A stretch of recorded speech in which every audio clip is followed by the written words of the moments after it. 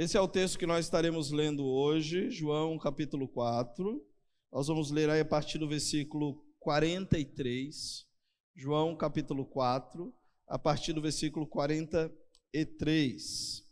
Antes de ler o texto, antes de começarmos aquilo que temos feito todo domingo, que é a leitura da palavra e a exposição da mesa, queria convidar você a orarmos mais uma vez. Pedirmos ao Senhor que continue falando ao nosso coração. Baixe sua cabeça, feche seus olhos. Senhor, nós queremos, ó Pai, nesse tempo te agradecer pelo privilégio que temos de poder, nessa noite, mais uma vez, prestar culto ao teu santo nome. Obrigado, Deus, por esta liberdade, onde temos livre acesso à tua santa e bendita presença. Rogamos, ó Pai, que assim como o Senhor tem nos falado ao coração, através, Senhor, ó Pai, da tua palavra cantada, através, Senhor, de cada momento que aqui tivemos, que mais uma vez o Senhor fale-nos ao coração, através da exposição da tua palavra que será lida nesse momento. Por favor, Deus, abençoa a vida de cada um aqui presente, aqueles que estão em casa, que os nossos corações não se distraiam, Senhor, por qualquer motivo que seja, mas que esteja completamente inclinado para o Senhor nesse momento, para que somente a tua palavra, ó Deus, possa assim ter atenção do nosso coração. Em nome de Jesus, cuida, Senhor, da vida e do coração de cada um presente nesse momento. Rogamos ao Senhor, ó Pai, que nos abençoe. Queremos também nesse tempo, Pai, interceder a Ti pela vida daqueles, Senhor, que se encontram em casa, a vida dos nossos irmãos, aqueles que se encontram enfermos, que o Senhor tenha misericórdia, estenda as mãos de graça e poder e traga sobre a vida deles, conforme a Tua soberana vontade, a restauração plena da sua saúde, em nome de Jesus. Queremos rogar ao Senhor também, que continues, ó Pai, a estar consolando, Senhor, o coração, Senhor, da família, Senhor, da Ruth, o Tiago, Felipe, a Letícia. Continues, ó Pai, consolando e fortalecendo. Nós, Senhor, somos gratos porque sabemos que o Senhor tem sido com eles e o Senhor os tem fortalecido. Como, Senhor, também queremos apresentar a Ti, ó Pai, as nossas vidas que aqui estamos. De fato, Senhor, se há alguma preocupação em nossos corações, se chegamos aqui preocupados, ó Deus, seja pela vida, Senhor, profissional, seja pelo contexto de família, ou por qualquer outra situação que seja, que o Teu Santo Espírito, nesse momento, visite o mais íntimo do nosso coração e nos traga a convicção, a certeza e a confiança de que o Senhor tem cuidado de nós. Por favor, Deus, abençoa a Tua palavra. Fala conosco, em nome de Jesus. Amém e amém. Antes de ler o texto, existe algumas experiências que vivemos no decorrer das nossas vidas, que elas marcam completamente a nossa história. Existem experiências que nos fazem, quando nos recordamos, nos fazem viver situações em que falamos, puxa vida, passei de fato por isso. E que estou falando de experiências difíceis, experiências que todos nós, simplesmente pelo fato de estarmos vivos, passaremos mais cedo ou mais tarde. Eu lembro-me de algumas experiências que o Senhor, na sua vontade soberana, me permitiu viver, que em um primeiro momento foram bem difíceis para saber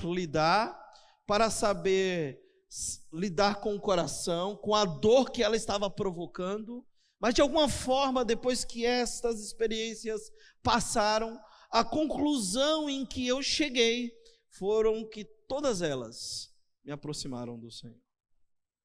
Quero relatar algumas para os irmãos. Eu lembro-me que com o nascimento do meu filho primogênito, nós tivemos algumas dificuldades iniciais com ele, em termos da sua saúde. E nós passamos por diversos médicos, e o problema persistia, a situação persistia. E aquilo causava no meu coração e no coração da Mônica dores, causava no meu e no coração da Mônica preocupações. E eu lembro-me que em uma certa ocasião nós estávamos em um relógio de oração, um período onde nós estávamos orando, estava eu e a minha esposa buscando ao Senhor, e naquele exato momento, era por volta das 21 horas da noite, naquele exato momento o meu filho teve uma crise, uma dor, e ele chorava muito, e nós estávamos orando. E aquilo machucou muito o meu coração como pai, por ver a crise, a dor que meu filho estava vivendo. E naquele exato momento, nós estávamos orando, eu abracei o meu filho, abracei a Mônica, e de joelhos nós falamos: Senhor, tenha misericórdia de nós. Senhor, nós não sabemos mais o que fazer. Esta é uma situação que nos incomoda, Senhor. E nós oramos com toda a fé que se podia orar naquele momento. E o nosso filho instantaneamente fora curado. Queridos, isso não é uma experiência pessoal e não serve de doutrina. Foi uma experiência que o Senhor, o meu Deus, o nosso Deus, me permitiu viver naquele exato momento, em um momento de aflição e de dor, mas aquela dor me aproximou do Senhor. Talvez se não tivesse acontecido aquele momento de crise do meu filho, talvez nós não tivéssemos orado como oramos naquela ocasião. Mas nós oramos crendo que o nosso Senhor estava cuidando, e Deus cuidou instantaneamente. Foi algo extraordinário que o nosso Deus fez, e nunca mais depois daquele dia o nosso filho voltou a ter o problema que ele tinha. As nossas dores nos aproximam de Cristo. Lembro-me de um amigo que perdeu o seu filho de 4 anos de idade, e que foi uma dor muito grande para quem é pai. Ele ficou mal, mas na soberana vontade de Deus, de alguma forma aquela dor o aproximou de Cristo. Nessa noite nós vamos ler um texto que fala da dor do coração de um pai que o levou a se aproximar de Jesus, que o conduziu aos pés do Salvador. Leia o texto comigo, que diz o seguinte, a partir do verso 43. Depois daqueles 2 dias, ele partiu para a Galiléia. O próprio Jesus tinha afirmado que nenhum profeta tem honra em sua própria terra. Quando chegou a Galiléia, os galileus deram-lhe boas-vindas. Eles tinham visto tudo o que ele fizera em Jerusalém por ocasião da festa da Páscoa, mas também havia estado lá, verso 46. Mais uma vez ele visitou Caná da Galileia, onde tinham transformado a água em vinho, e havia ali um oficial do rei, cujo filho estava doente em Cafarnaum.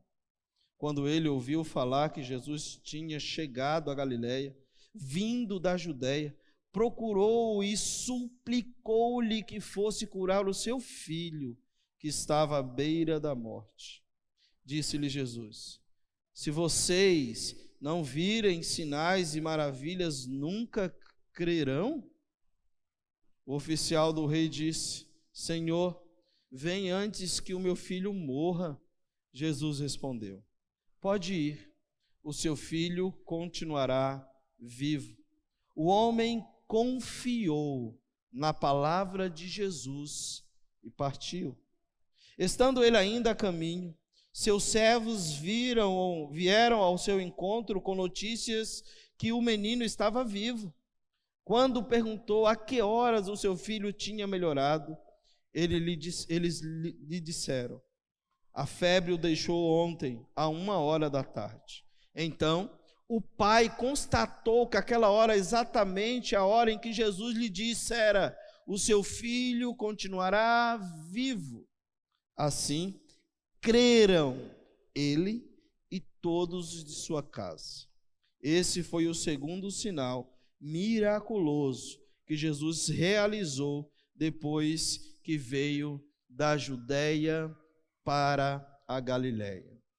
Este foi o segundo sinal miraculoso. João, como nós falamos para vocês na introdução desse livro, em momento algum menciona atos miraculosos como esse, o chamando propriamente pelo nome, por milagre. Ele chama de sinal, porque ele tem um objetivo maior, de não evidenciar o milagre em si, mas apontar para Jesus Cristo.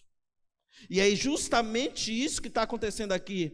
A evidência precisa estar na pessoa de Jesus, e não no milagre em si. Assim como aconteceu em Caná da Galileia, quando Jesus multiplicou, quando Jesus transformou água em vinho, e agora também na cura do oficial. O milagre em si tem um valor para quem é participante dele, mas o objetivo de João, do Evangelho de João, é apontar para Jesus Cristo.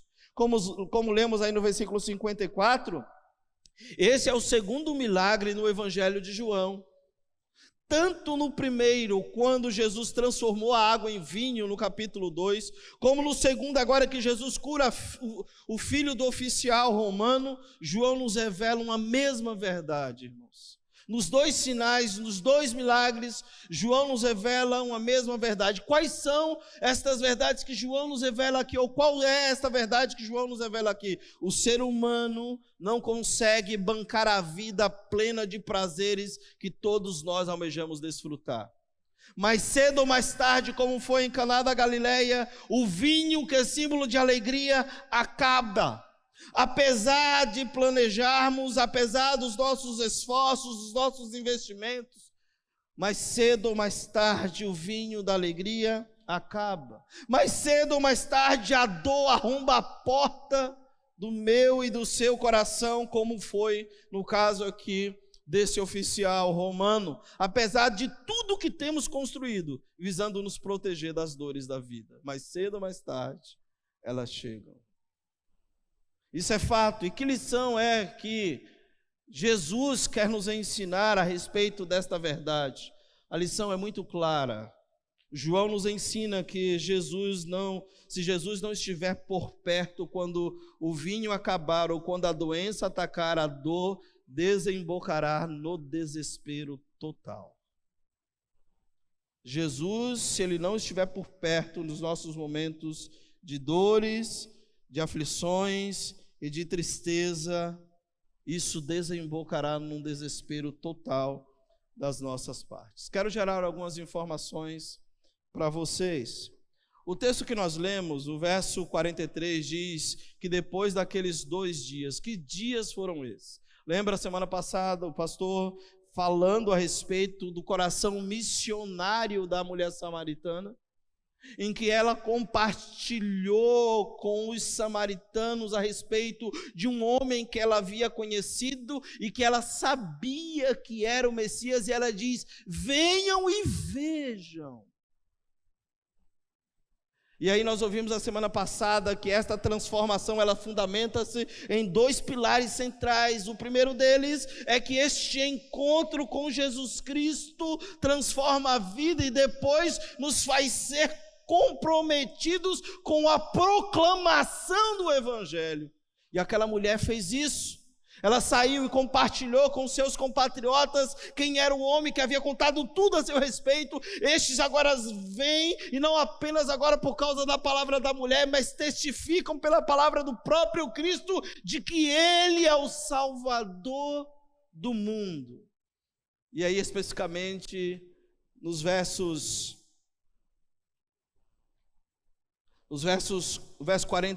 40, no final dele, diz que ele ficou em Samaria mais 2 dias, pelo pedido dos samaritanos. E é interessante, queridos, olhe para esse mapa. A ideia é de que Jesus estava aqui, ó. Jesus saiu daqui, lembra? Ele estava aqui, veio para a Páscoa em Jerusalém, aqui alguns atos miraculosos aconteceram, muita gente se aproximou dele, ele encontrou com Nicodemos, houve uma transformação, e a partir daqui agora Jesus sai com o intuito de vir para cá.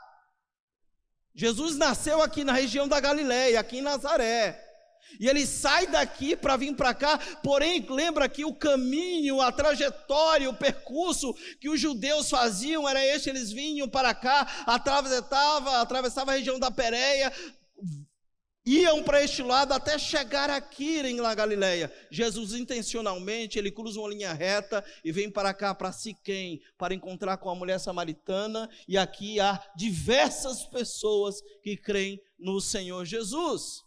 Então Jesus, ele está aqui na terra natal dele, irmãos. Ele chega na região onde ele nasceu, Jesus chega na região onde ele de fato conhecia. E é muito interessante porque o versículo 44, Jesus fala algo bem oportuno. Ele fala: o próprio Jesus tinha afirmado que nenhum profeta tem honra em sua própria pátria. Isso é interessante. Mateus capítulo 13, versos 53 a 58 diz assim: tendo terminado de contar esta parábola, Jesus saiu dali, chegando à sua cidade, começou a ensinar, e o povo na sinagoga, todos ficaram admirados e perguntavam: de onde lhes vem esta sabedoria e estes poderes miraculosos? Não é este o filho do carpinteiro? O nome de sua mãe não é Maria? E não são os seus irmãos Tiago, José, Simão e Judas? Não estão conosco todas as suas irmãs? De onde, pois, ele obteve todas essas coisas? E ficaram escandalizados por causa dele. Mas Jesus lhe disse: só em sua própria terra e em sua própria casa é que um profeta não tem honra. E outros evangelhos dizem que ele não pôde fazer ali muitos outros milagres por causa da incredulidade daqueles que o conheciam. Jesus volta à sua terra intencionalmente, com o intuito de alcançar o seu povo. Nós veremos um pouco mais à frente algumas verdades a respeito disso. Aliás, veremos agora algumas informações antes de falar do oficial do rei, antes de falar desse homem que teve o coração arrebentado por uma dor profunda, da perda iminente de um filho. Veja comigo os versos 43 a 45. Os versos 43 a 45 não são detalhes menos importantes da narrativa deste milagre ou deste sinal. Eles revelam algo maravilhoso a respeito de Jesus Cristo. Na verdade, meus irmãos, ele nos apresenta a causa do milagre de Jesus. Isto é, o milagre que ali aconteceu por causa de graça e misericórdia. Se Jesus não retorna para a sua terra, se Jesus não retorna para o seu, certamente o filho do oficial não seria curado milagrosamente, mas ele volta para a sua terra, e isso nos revela graça e misericórdia. Aliás, João já havia dito sobre isso, que ele tabernaculou entre nós, e vimos a sua glória como a glória do unigênito do Pai. Graça e misericórdia. Ele é cheio de graça e de misericórdia. Observe duas perguntas que, pelo menos, nós deveremos fazer ao ler os versos 43 a 45. Leia comigo. Verso 45. Quando chegou a Galiléia, os galileus deram-lhe boas-vindas. Eles tinham visto tudo o que ele fizera em Jerusalém por ocasião da festa da Páscoa, pois também havia estado por lá. Verso 44, Jesus disse que ele não era bem-vindo na sua própria terra. E quais são as perguntas, ou as duas perguntas que nós deveremos fazer para o texto? A primeira é: se Jesus não era honrado na Galileia, na sua terra natal, por que Jesus voltou para lá? Nós não voltamos aonde não somos bem-vindos, irmãos. Se alguém chegar aqui e não for bem-vindo, não for bem tratado, nós fazemos isso. Você já teve a experiência de algum lugar e falou: não volto nesse lugar nunca mais, olha como me trataram? Sim ou não? Já visitou alguma loja que foi mal atendido? Fala: nossa, esse atendente não volta aqui nunca mais. Hã? O pastor nunca fez isso. Graças a gente não faz essas coisas, graças a Deus. Só vocês. Por que é que alguém que não era honrado na sua própria terra tem que voltar? O que o atraía? Por que ele não continuou o seu ministério entre os samaritanos, onde não precisou realizar nenhum milagre para ser aceito? Por que Jesus tem que retornar onde ele mesmo diz que não era bem-vindo? Sabe por quê, meus irmãos? Jesus, ele veio para se oferecer, para dar da sua vida, para dar de si mesmo de novo e de novo, pois todos quanto receberem se tornariam filhos de Deus por terem crido no seu nome. João capítulo 1, verso 11 e 12, vai dizer que ele veio para o que era seus, mas os seus não receberam, mas a todos quanto o receberam, este deu-lhe o direito de tornarem-se filhos. Então ele veio para se oferecer de novo. Logo, graça e misericórdia fizeram Jesus voltar para a sua terra, viajar para a Galileia, mesmo sabendo que aquele povo continuaria o rejeitando, mas aqueles que o recebessem, esses se tornariam filhos de Deus. Pare e pense nisso, queridos. Pare e pense nisso. Deus, em graça e misericórdia, vive dia após dia, 365 dias no ano, vive se oferecendo a nós na pessoa de Cristo. Dia após dia ele se oferece a nós através da pessoa do Salvador, Cristo Jesus, e muitos continuam rejeitando. Pare de rejeitá-lo. Se você nessa noite tem ouvido a palavra, tem buscado esse Cristo, Ele tem falado ao seu coração, e você continua endurecendo o coração, nessa noite se volte para Ele, renda-se a Ele, porque Ele está te buscando todos os dias, Ele se oferece todos os dias para mudar a tua história, para mudar a tua vida, para te dar esperança. Isso chama graça e misericórdia. Graça e misericórdia. É por isso que ele retorna, mesmo sabendo que os seus não recebiam, ele não era bem-vindo, ele não era honrado, mas ele voltava. Segunda pergunta que devemos fazer está no verso 45. Como nós podemos dizer que Jesus foi desonrado ou rejeitado na Galileia, se lemos que os galileus o receberam? Veja aí, não diz o texto? Quando chegou a Galileia, os galileus deram-lhe boas-vindas. E agora? Agora, você percebeu por que eles o receberam? A continuação do texto diz: percebeu a motivação dos galileus ao receberem Jesus na sua terra? Eles o receberam pelos milagres que eles o viram fazer. Os judeus subiam 3 vezes no ano para Jerusalém, para o cumprimento de algumas festas. Eles estavam lá na Páscoa, quando Jesus saiu de lá para ir para Samaria e voltar para a Galileia. Esses judeus viram ali naquele ambiente onde Jesus limpou o templo, onde Jesus fez alguns milagres, onde ele teve um encontro com Nicodemos. Eles viram, eles receberam Jesus porque eles eram interesseiros, diferentemente de nós. Tem muita gente buscando Jesus por aquilo que ele pode oferecer, não por aquilo que ele é. O texto é claro, veja novamente, leia comigo. Quando chegou a Galileia, os galileus deram-lhe boas-vindas. Eles tinham visto tudo o que eles fizeram em Jerusalém, por ocasião da festa da Páscoa, pois também havia estado lá. Foram por aquilo que eles viram Jesus fazer, que eles então o receberam. Ou seja, meus irmãos, existe uma forma de crer sem crer, de receber sem receber, de honrar sem honrar. Como? Quando não se recebe Jesus por quem Ele é realmente. E quem Ele é realmente? Ele é o Salvador do mundo.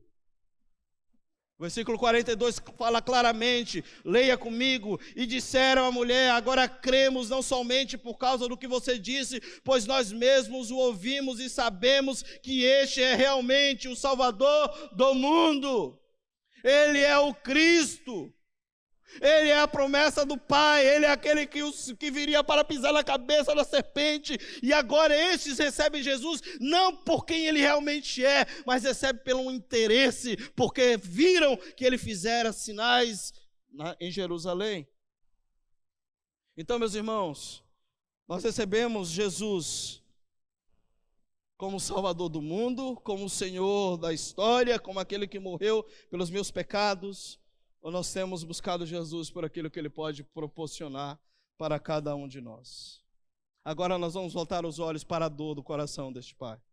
Para um homem que, ao saber que Jesus chega na região da Galileia, sai de Cafarnaum e vai ao encontro deste homem para rogar-lhe, para suplicar-lhe de que ele faça alguma coisa pela vida do seu filho e pela dor que tomou conta do seu coração. Então nós vamos aprender algumas coisas através do comportamento desse homem, desse oficial, do rei, e aplicar para as nossas vidas. Mas antes, algumas informações. Quem era esse oficial do rei? Como diz aí no versículo 46. Mais uma vez ele visitou Caná da Galileia, onde tinha transformado a água em vinho, e havia aí um oficial do rei. Quem era esse? O texto menciona um oficial do rei, servidor de Herodes Antipas, aquele que reinava, governava na Galileia, na Pérea, em toda aquela região ali. Esse Herodes Antipas, ele governava. Este foi o mesmo que decapitou João Batista. Esse foi o mesmo que Jesus chamou de raposa. Esse oficial, ele servia, era servidor deste Herodes. Então a ideia é que essa figura desse oficial era uma figura eminente, de grande importância, figura ilustre na corte. Não era qualquer um, mas um nobre que tinha livre acesso ao rei. Então este era o oficial. A cidade onde ele morava, a cidade onde ele residia, a cidade onde ele trabalhava como oficial do império, era uma cidade muito importante, Cafarnaum. Alguns pontos importantes. Cafarnaum ficava próximo do lago famoso da Galileia, região onde ocupava os territórios de Naftali e Zebulon. Cafarnaum, no hebraico, significa cidade de consolo. Na cidade de Cafarnaum havia uma coletoria, ou seja, em todas essas regiões aqui, havia uma cidade chamada Cafarnaum, onde todos estes aqui deveriam ir até ela para pagar impostos a Roma.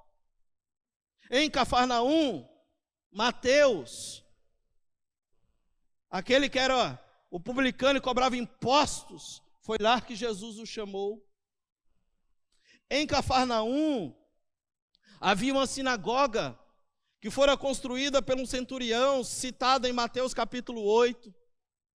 Havia uma centúria. Por quê? Havia uma centúria. O centurião que residia ali comandava pelo menos 100 soldados romanos, para que não pudesse ter o risco de assaltos e assim por diante. Era este homem, que era oficial do rei, de extrema importância, que ao ouvir falar que Jesus chega na Galileia, sai da sua região de Cafarnaum e vai até Caná da Galileia, onde Jesus realizou o seu primeiro milagre para ter um encontro com Jesus, porque as informações haviam chegado para ele. E esse homem então procura Jesus com esse intuito, de que ele pudesse fazer algo pela dor que estava arrebentando o coração deste homem. Então, algumas lições que nós podemos aprender com o comportamento deste homem, aqui quero caminhar. Esse oficial via Jesus apenas como um operador de milagres. Ele não tinha uma fé, ele tinha uma fé interesseira. Isso é fato. Esse homem via Jesus apenas como um operador de milagre, pelas informações que havia chegado até ele. Ele era um oficial do rei, ele era um homem importante, ele tinha acesso ao rei, e ele tinha algumas informações de que esse homem que agora chegou em Caná, esse homem agora é um homem poderoso. E é por isso que ele se desloca de onde ele está para o encontro de Jesus. Seu interesse era que apenas a cura do filho e nada mais. O oficial estava ansioso pela cura física do filho, pois ouvira que Jesus estava na região. Sua fé baseava-se de início inteiramente no relato de terceiros, tais como esse Jesus que agora chegou na região da Galileia e foi para Caná, é o mesmo que transformou a água em vinho. Ele morava em Cafarnaum e o assunto que corria era que um profeta, operador de maravilhas, que tinha transformado a água em vinho, estava novamente em Caná. Então ele nunca vira Jesus, mas ele acreditava no relatório dos outros. E ele busca esse Jesus. Observe no final do versículo 47, se não é esse o coração deste homem. Diz lá, procurou e suplicou-lhe que fosse curar o seu filho que estava à beira da morte. Era o interesse dele, o que movia o coração dele é, se há alguém que pode mudar a realidade do meu filho, se há alguém que pode tirar a dor que há neste coração, esse alguém chama-se Jesus, e eu vou até o encontro deste homem, e ele pediu a Jesus, vem e cure meu filho, só isso. Esse é o interesse desse homem. Ele está interessado em um operador de milagres. Alguém que poderia fazer alguma coisa para ele. Então observe que este homem pede para curar o seu filho, ele não percebia a necessidade do seu próprio coração. A cegueira espiritual que ele vivia, seu desejo era apenas a cura do seu filho que estava prestes a morrer. Um homem que tinha alguns interesses. E a resposta de Jesus, a súplica do oficial, nos faz crer nisso, que esse homem estava em busca de sinais, e não é apenas para ele. No versículo 47, Jesus se volta não apenas para ele, mas se volta para os outros e diz, verso 48, disse-lhe Jesus, se vocês não virem sinais e maravilhas, nunca crerão. Vocês, quem? Todos vocês da Galileia. Vocês me receberam por causa dos milagres que viram, por causa dos sinais que viram. A resposta que Jesus está dando não apenas para o oficial do rei, mas para todos que ali estavam, é como se fosse assim, vocês me recebem por aquilo que eu posso fazer. Vocês estão interessados no que eu tenho a proporcionar. Vocês estão interessados no meu poder, não na minha pessoa. Irmãos, nós estamos vivendo tempos difíceis. Tem muita gente que está interessada no que Jesus pode fazer por ele, na cura do seu filho, na busca de uma promoção no emprego. Eu quero prosperar. Eu vou à igreja porque eu preciso arrumar uma namorada. Tem muita gente que está buscando Jesus pelos motivos errados. Isso é muito claro, esse homem estava ali porque ele tinha interesse, havia uma dor profunda no coração, essa dor o levou a Jesus, mas o levou com as informações erradas. As informações que ele ouvia este homem fez grandes milagres em Jerusalém, ele transformou a água em vinho em Caná, e aí este homem com essas informações erradas procura Jesus. Não como um salvador, mas como um milagreiro. Não como alguém que podia fazer algo por ele e transformar seu coração. Observe que não havia nenhuma fé salvadora. Não brotara nenhuma fé salvadora no seu coração. Ainda não. Ainda não. É por isso que Jesus é tão contundente com esse oficial do rei. E é tão contundente com os moradores da Galileia. Vocês me recebem, me buscam por aquilo que eu posso oferecer, não por aquilo que eu sou. Preste atenção uma coisa. Toda fé é humanamente interesseira, mas a fé dada por Jesus é divinamente sobre-humana. Tem muita gente que usa a fé por interesse. Quantos que você vê nos anos ou nas datas, feriados dos padroeiros de tais cidades, as movimentações? E você percebe que as pessoas se movimentam por uma fé interesseira. Quantos de nós já não vimos passar em alguns lugares e lá está uma placa escrita lá, agradeço a tal, pela graça alcançada. Fé interesseira. Após a graça alcançada, após o milagre alcançado, nada muda na vida dela, continua a voltar a ser a mesma pessoa. Milhões e milhões se deslocam para ir no interior de São Paulo, ano após ano, com a fé interesseira. O que esta fé interesseira, que era a fé deste homem a princípio, desse oficial do rei, mostrava e mostra para cada um de nós? Veja lá. Seu objetivo não é Jesus, mas suas dádivas. A dádiva acaba se tornando o Deus da pessoa. É por isso que adora. ele se distrai do alvo principal, que é Jesus Cristo. A fé interesseira nos faz buscar as dádivas e não Jesus. Nos faz fazer da dádiva um Deus. E nos extraímos do alvo principal. E Jesus contorna isso aqui. Jesus muda essa realidade. Na vida desse homem, Jesus, ele refaz a rota.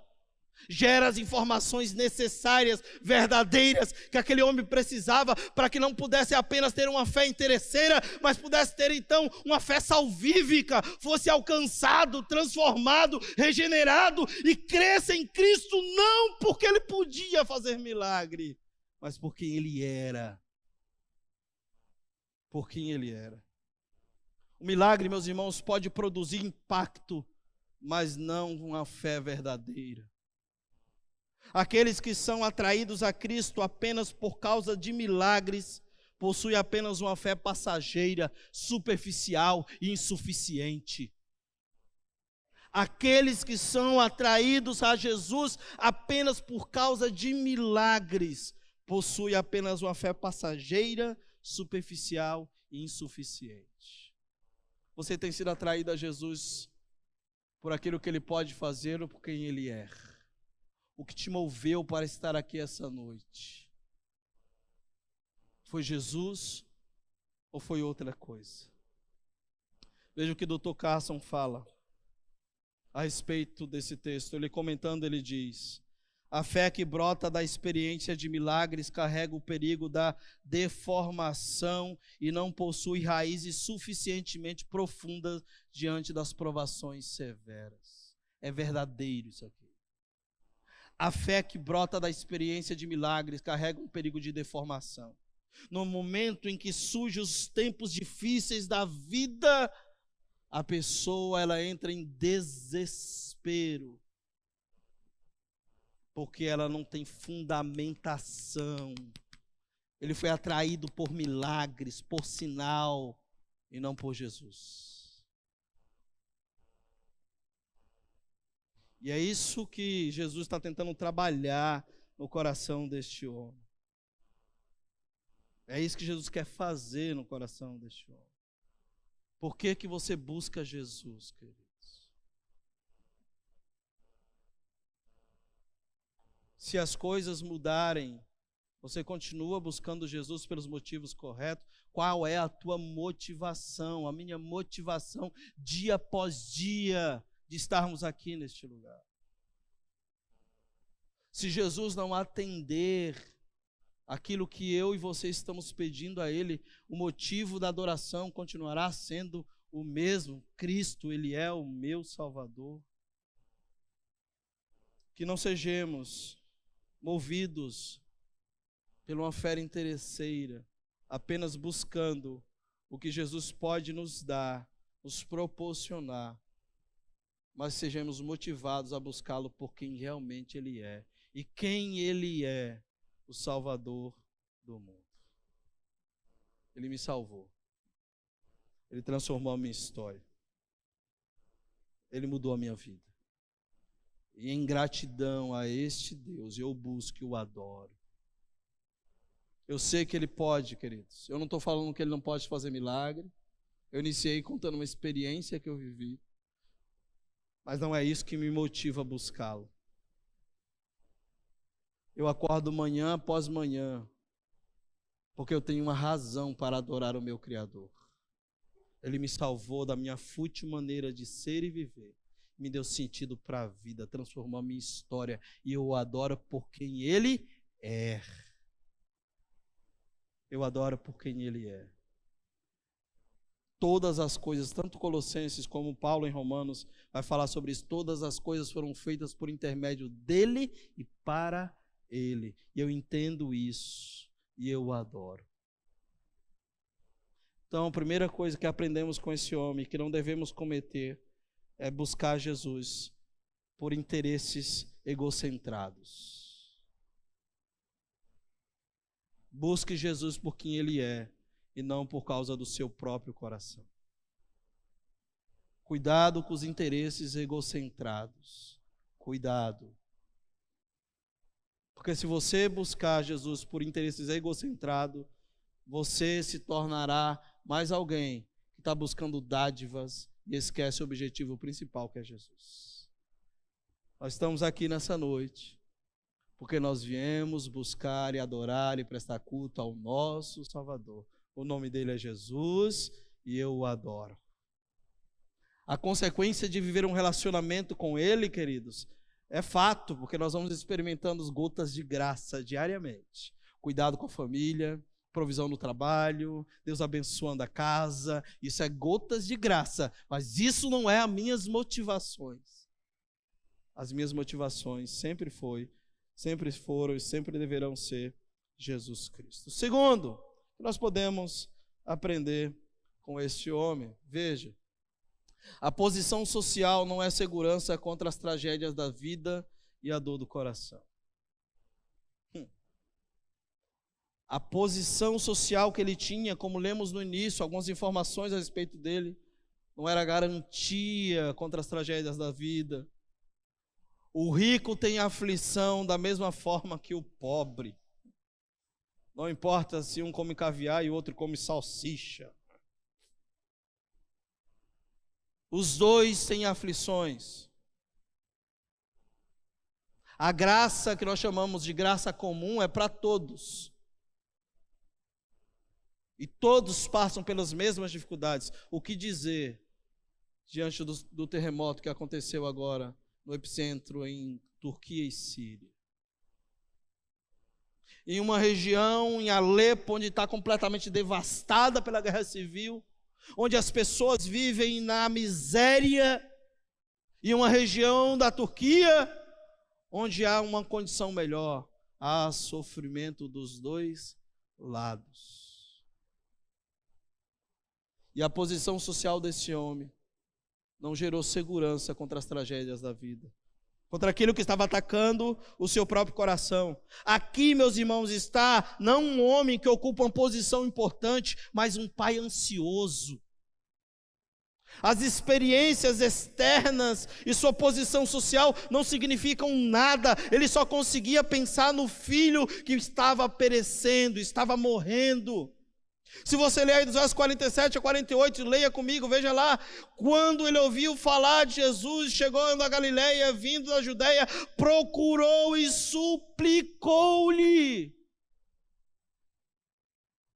A ideia de suplicar aqui, queridos, não é uma ideia de alguém que chega simplesmente fala, Senhor, vem. Ele não chega com os status, ele não chega com suas posições sociais, ele chega humilde, ele suplica.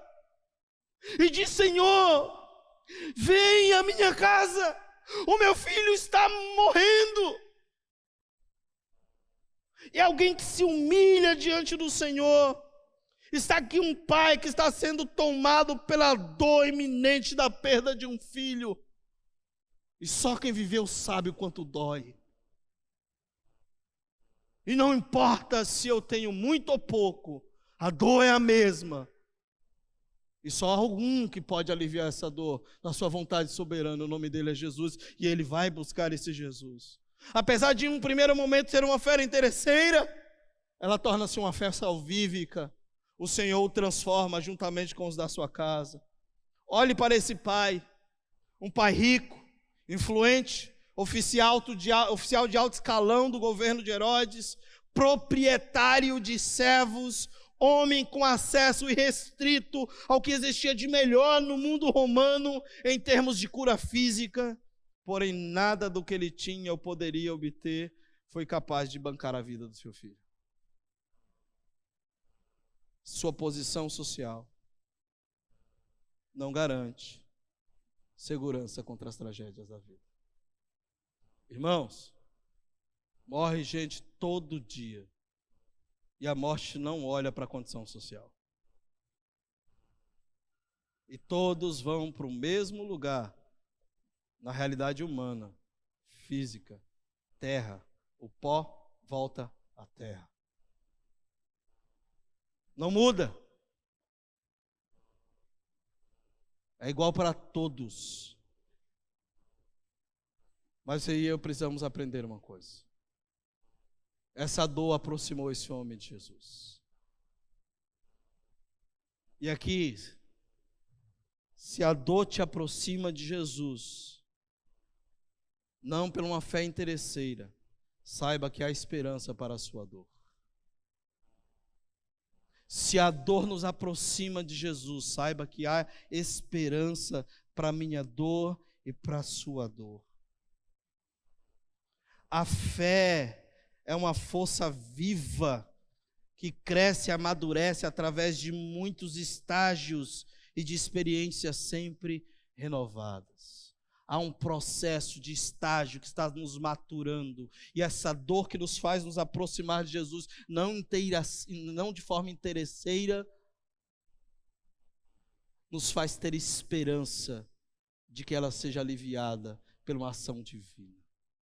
A dor que nos aproxima de Jesus pode, de fato, queridos, nos dar esperança para o futuro.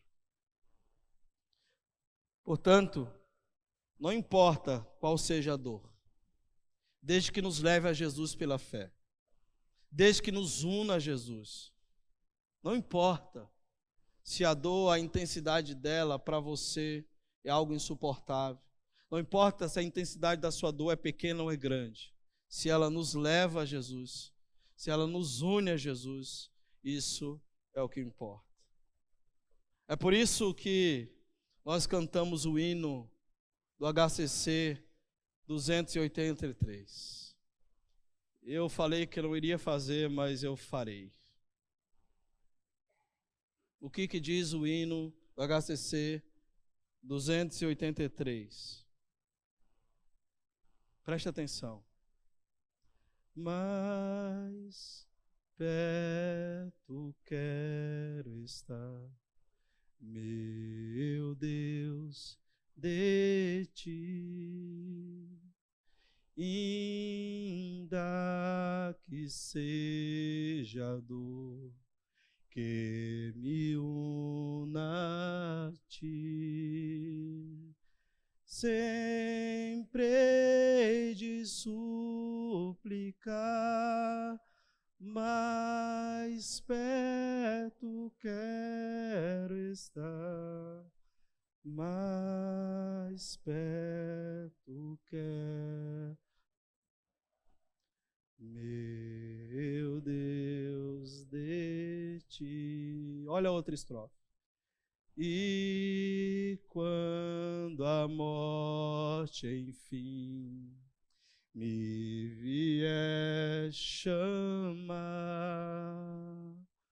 com os serafins no céu irei morar. E o que acontece? Então me alegrarei perto de ti, meu rei, perto de ti, meu rei, meu Deus. Não importa qual seja a dor, desde que ela nos leve a Jesus Cristo. Mas se você se aproxima de Jesus, não por uma fé interesseira, há esperança para a sua dor.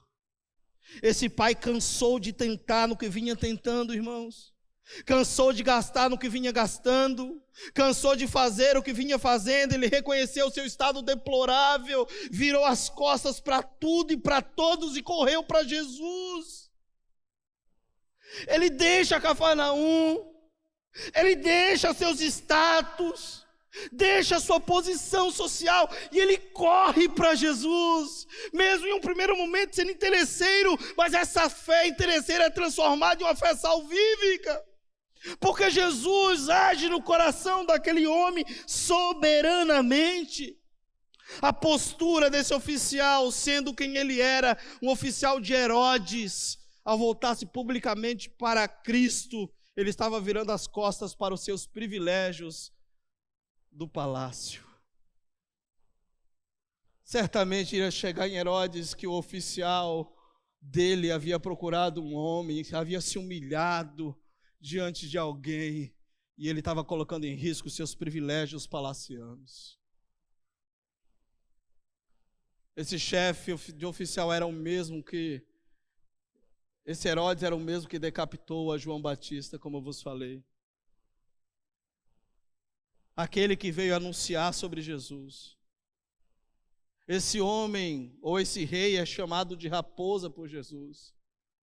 Imagina o que poderia acontecer a esse homem, uma vez que o oficial publicamente humilhou-se aos pés de Jesus Cristo, suplicando-lhe a cura do filho. Ele estava colocando em risco seus privilégios, os status sociais. Por quê? O que isso tem a ver comigo? Como isso se aplica à minha vida? A dor desse oficial o ensinou que o ser humano não é independente o bastante para não ter que admitir sua necessidade. O ser humano não é independente o bastante para ter que admitir sua necessidade. Por quanto tempo o oficial fingiu estar tudo bem, está tudo sob controle, sendo forte, poderoso, invencível, autossuficiente, até que foi vencido pela dor. Meus irmãos, nada como a dor para quebrar a dureza de um coração altivo e independente. Nada como a dor. Esse homem se humilha aos pés de Jesus Cristo. Terceiro que podemos aprender com a postura desse homem. A fé não está fundamentada naquilo que vemos, mas está ancorada na palavra de Cristo. A fé, ela precisa estar fundamentada e ancorada na palavra de Cristo, não é naquilo que vemos, ouvimos. Dos versos 49 a 50, leia comigo, diz: o oficial do rei disse: Senhor, vem antes que meu filho morra. Jesus respondeu: pode ir, o seu filho continuará vivo. Olha a fé interesseira sendo colocada em xeque. Pode ir. Não, Senhor, vem. O Senhor tem que vir. A água quando foi transformada, a água quando foi mudada para o vinho, o Senhor estava presente. Vem, Senhor, vem. Pode ir. O seu filho continuará vivo. Olha só o restante do texto. O homem confiou na palavra de Jesus e partiu.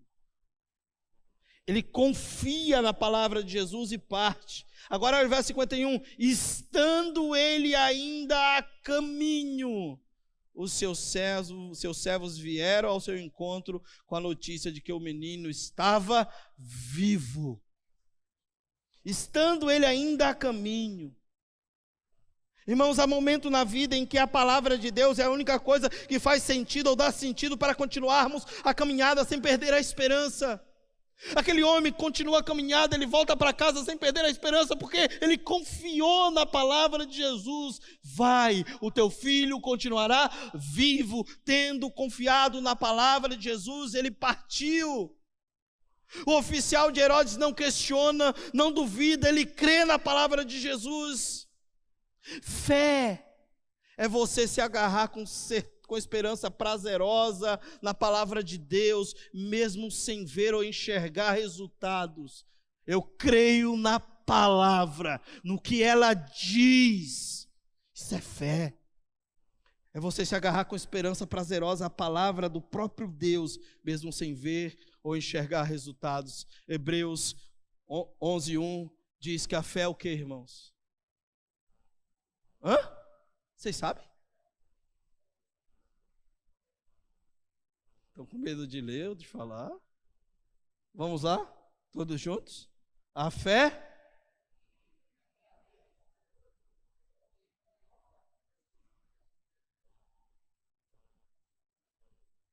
é você se assegurar com esperança na palavra de Deus, mesmo sem ver ou enxergar resultados.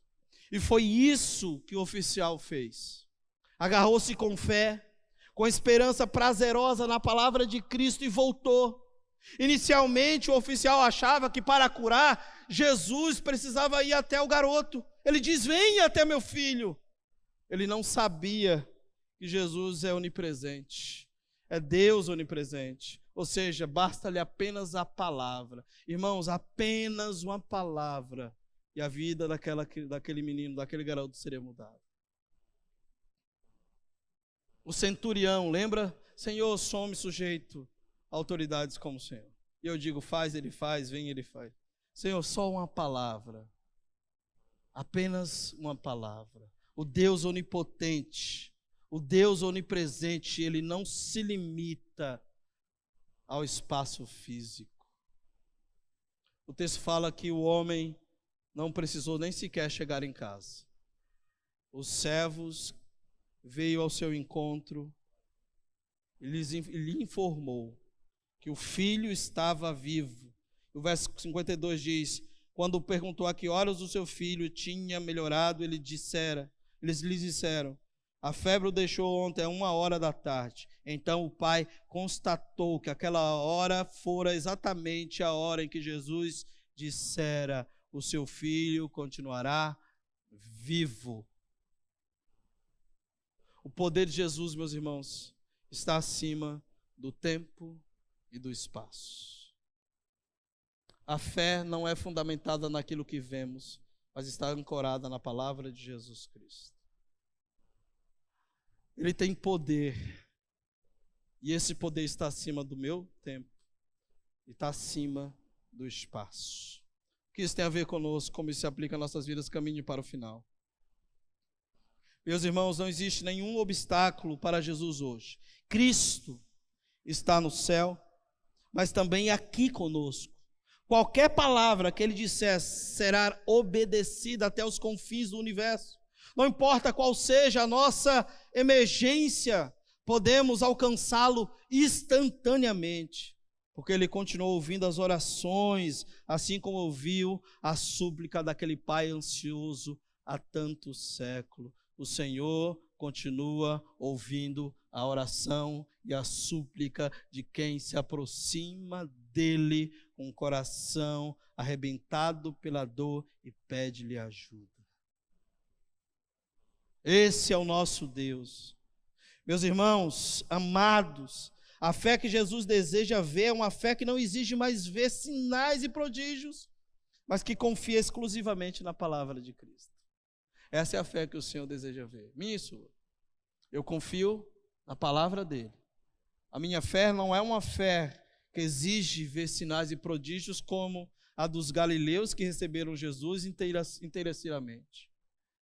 Mas a fé é uma fé que confia exclusivamente na palavra de Cristo. Eu quero concluir falando algo que tem preocupado, incomodado o meu coração demais nesses últimos tempos. Veja, a dor ensinou a esse oficial que um pai nunca está ocupado bastante para não poder se envolver com os problemas dos seus filhos. Isso tem me preocupado muito, porque a gente falou de motivação, de buscar a Cristo pela motivação correta. Mas tem muitos pais que estão perdendo de vista os problemas dos seus filhos e não se envolvem com eles. Isso me preocupa muito. Meus irmãos, cuidado para que você não fique distraído com a vida e perca o que é mais importante. Tem muitos pais que têm deixado que a TV, o celular eduquem seus filhos.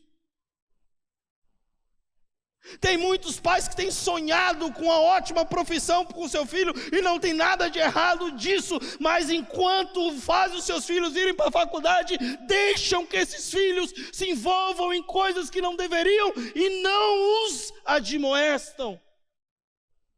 Tem muitos pais que estão perdendo seu filho para o mundo.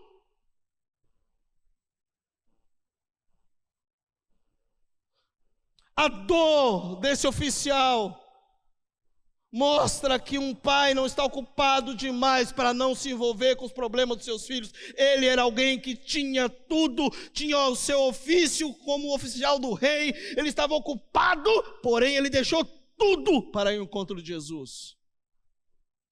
Passamos por um período difícil de pandemia. E eu vejo muitos de nós terceirizando a educação dos nossos filhos a terceiros e a coisas. Cuidado para que a dor não te faça envolver com os seus filhos. Antes de que a dor chegue, corrija a rota, ensine, eduque.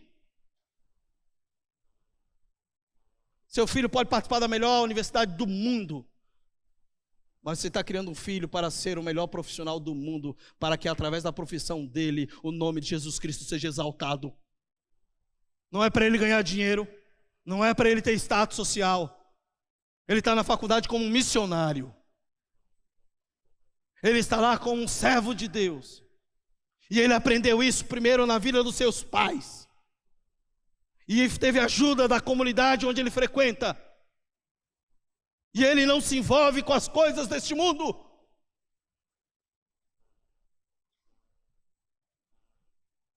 Aí quando a dor bate à porta do coração, quando os problemas intensificam-se, aí nós queremos orar um pouco mais. Aí nós queremos perguntar: onde foi que eu errei? Não espere a dor chegar para se envolver com os problemas do seu filho. Não há ocupação nesse mundo em que o seu filho não precisa ter a prioridade. Ele tem que ter a prioridade. Você tem que dar tempo para os seus filhos. Pais e adolescentes, envolvam os filhos de vocês na programação que esta igreja tem feito para que possa assisti-los. Pais de crianças, envolvam os filhos de vocês no ministério infantil. Vai ter coral, traz para cantar no coral. Faz isso. Eu não quero levar o meu filho para a igreja porque o meu filho dá trabalho. É melhor ele dar trabalho na igreja do que ele dar trabalho em casa. Põe ele lá na classinha, deixa ele chorar. Vem, pega ele no colo, sai com ele um pouco. Faz ele ter relacionamento com outras crianças. Faça com que as amizades dele sejam daqui. Ou você vai esperar o problema chegar para você se envolver com os problemas do seu filho? Tem muitos pais chorando hoje, porque não se envolveram com os problemas dos filhos inicialmente.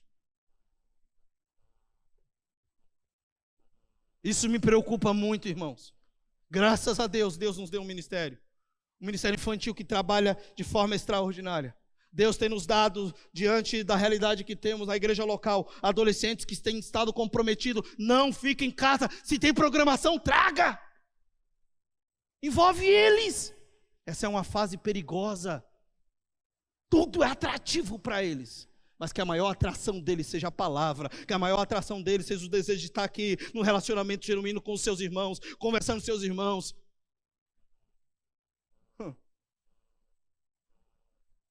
Eu conversava com um pai essa semana que me ligou pedindo ajuda.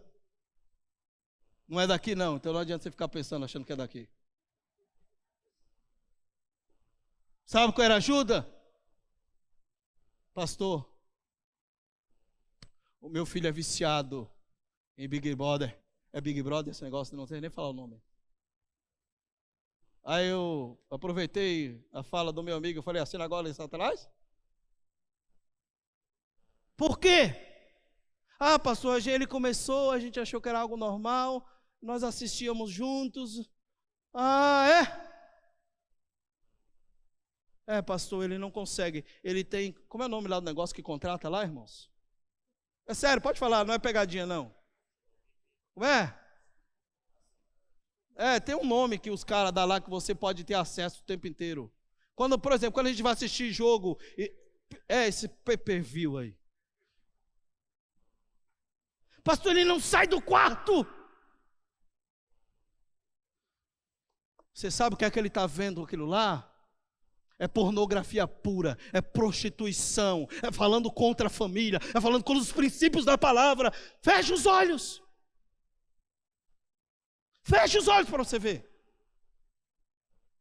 A dor chega ao coração de todos.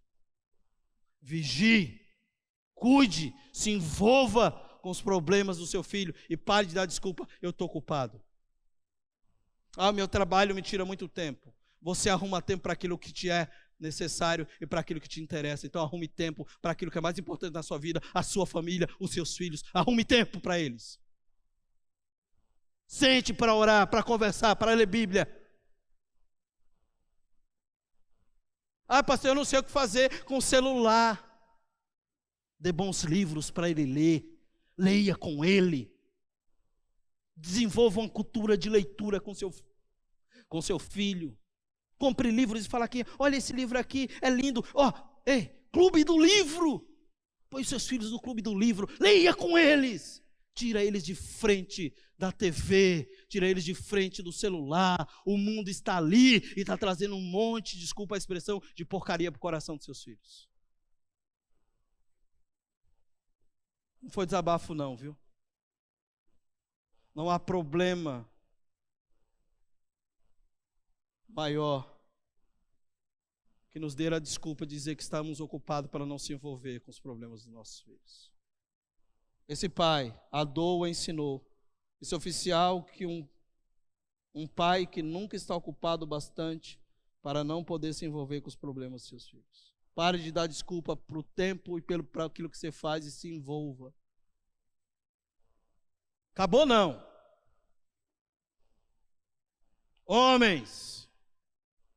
Tem homem aí? Veja uma outra coisa importante nesse texto. O oficial não mandou a esposa a Jesus, ele foi a Jesus. Assuma o sacerdócio do seu lar. Pare de jogar as coisas para sua esposa. Assuma o compromisso de ser o homem da casa. Esse homem não mandou a mulher. Ele poderia dizer, mulher, vai lá, mulher, porque eu sou muito ocupado, eu sou um homem de muitos afazeres, eu sou oficial do rei, você vai lá. Não, eu vou. E ele foi. Tem muitos homens que não se envolvem com os compromissos bíblicos seus de sacerdócio do lar. Quem conduz a casa é as mulheres. Eu não estou falando que elas não participam, eu só estou falando que tem sobrecarga demais sobre os ombros dela, porque, desculpa a expressão, nós estamos sendo frouxos. Assuma o compromisso da sua casa, do seu lar. Para depois você falar, ai pastor, não sei o que aconteceu. Você não foi o homem que Deus te chamou para ser. Não porque Ele quis, porque você escolheu não ser. Nada como a dor para nos fazer enxergar as coisas mais importantes da vida. Não espere ela chegar. Eu já falei para vocês, eu tenho um amigo pessoal que depois que ele encarou a morte de frente, ele disse, hoje eu não passo um dia sem dizer que eu amo a minha esposa, sem beijar os meus filhos, porque Deus me deu uma segunda chance. Neto, sobrevivente do voo da Chapecoense. Todo dia ele acorda, ele chama os seus filhos, ele diz, eu os amo, porque eu não sei se amanhã poderei dizer. Pastor, foi preciso eu passar por uma situação de quase morte, para eu entender que eu deveria assumir o meu compromisso, primeiro como esposo, e como pai dos meus filhos, como sacerdote do meu lar. O meu sonho, eu já falei isso para ele, é um pecador, você está me ouvindo, é um pecador. Eu já falei isso para ele, o meu sonho, eu falei, você está me devendo, viu? Tu sabe disso. É trazê-lo aqui para nós ouvirmos o seu testemunho. Só esperar a tragédia chegar para você se envolver e perceber que sua família é importante demais para você estar envolvida com ela? Cuidado, para que você não se envolva demais com os negócios dessa vida. Resumindo, meus irmãos, os frutos da dor na vida desse oficial o levou a Jesus, tornando-o um homem de fé na palavra de Deus e o fez rever as suas prioridades na vida. Ele buscou a Jesus. Portanto, meus irmãos, busque sempre a solução de suas necessidades em Jesus. Procure vencer os obstáculos do caminho Em nossa vida, o que não falta são obstáculos. Vença os impedimentos, supere as barreiras e obedeça às palavras de Jesus. O oficial recebeu a palavra de Jesus e foi: vá para a sua casa, teu filho vive. E ele creu. E ele foi agraciado por ver a cura do seu filho. O oficial aprendeu que Jesus é o Salvador do mundo. Foi pela dor que ele procurou Jesus e ele foi salvo, salvou o seu filho e salvou todos da sua casa. O texto é muito claro. O verso 53. Então o pai constatou que aquela hora fora exatamente a hora em que Jesus lhe dissera: o seu filho continuará vivo. Assim creram ele e todos da sua casa.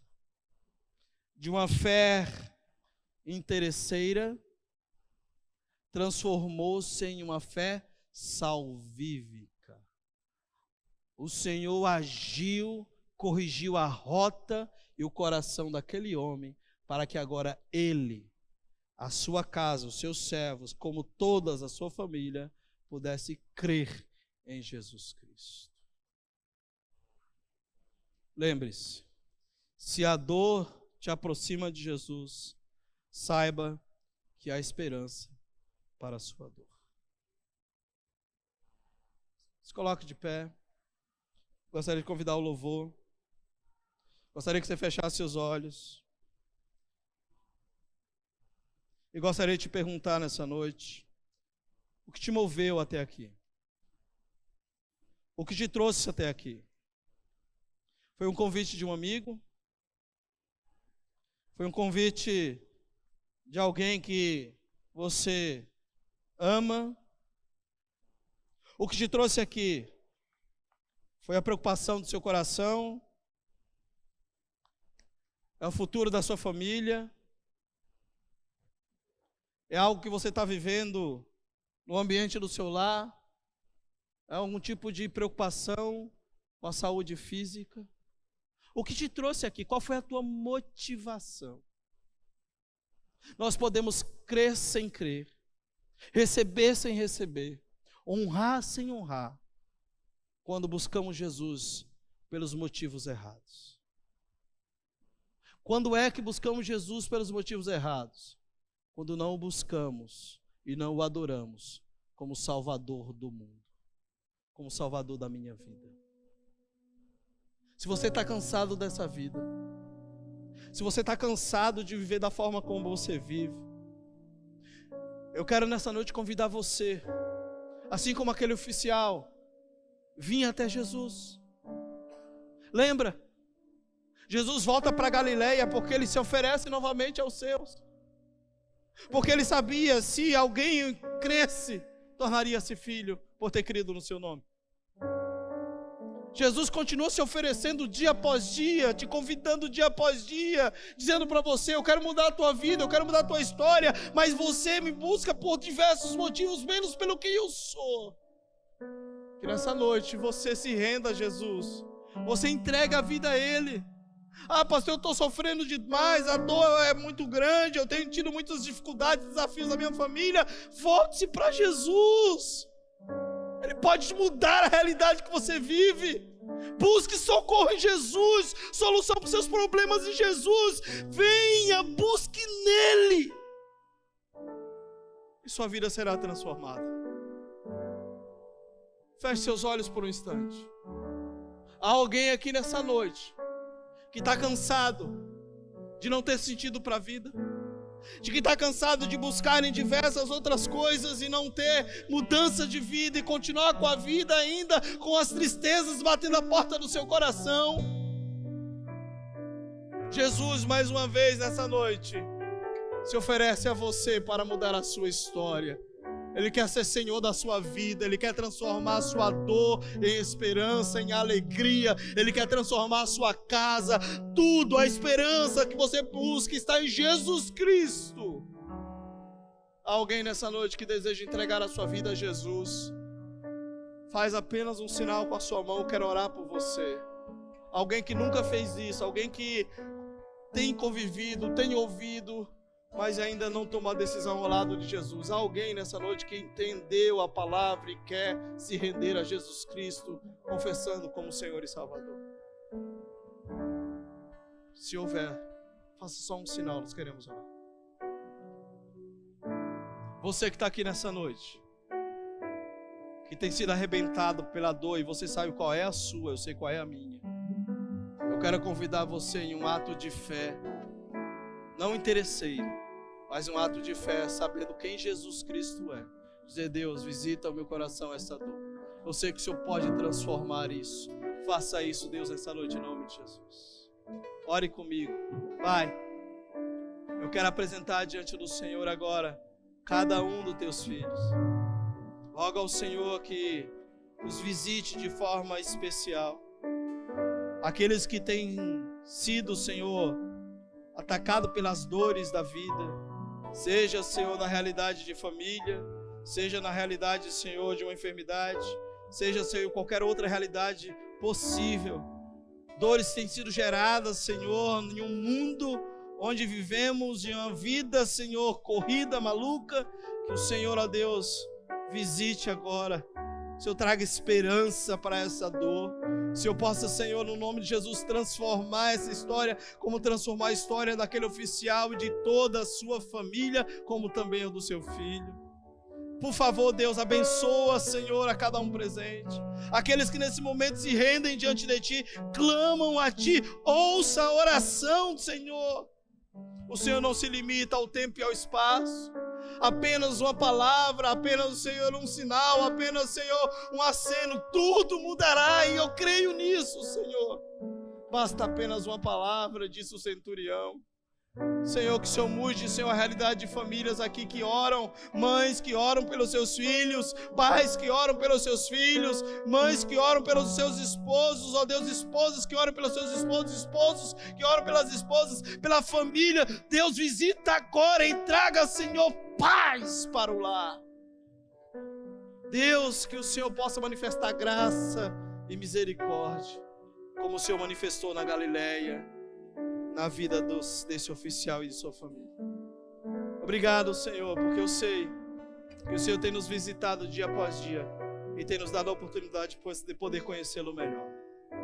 Abençoa, Senhor, cada vida presente. Oramos e assim o fazemos, grato, na pessoa do nosso Salvador, Cristo Jesus. Amém e amém. Deus abençoe, meus irmãos, que o Senhor nos ajude a refletir sobre estas verdades. Nós iremos agora estar encerrando com uma canção. Você que nos visita, você será dirigido lá ao nosso gabinete, o pastor Gil estará orando com você. Após esta canção, o irmão André estará orando. Após a oração do irmão André, você pode ir para casa em paz. Ouça o que Jesus diz: vá, volte para casa, está tudo bem. Volte para casa. A igreja tem o hábito, ou tinha no passado, de esperar a oração do pastor, né? Gente, o sacerdócio é universal. A oração é a oração de qualquer um. Que Deus abençoe sua vida, te dê uma excelente semana e nunca perca a oportunidade de buscar Jesus, porque Ele pode fazer tudo o que você precisa.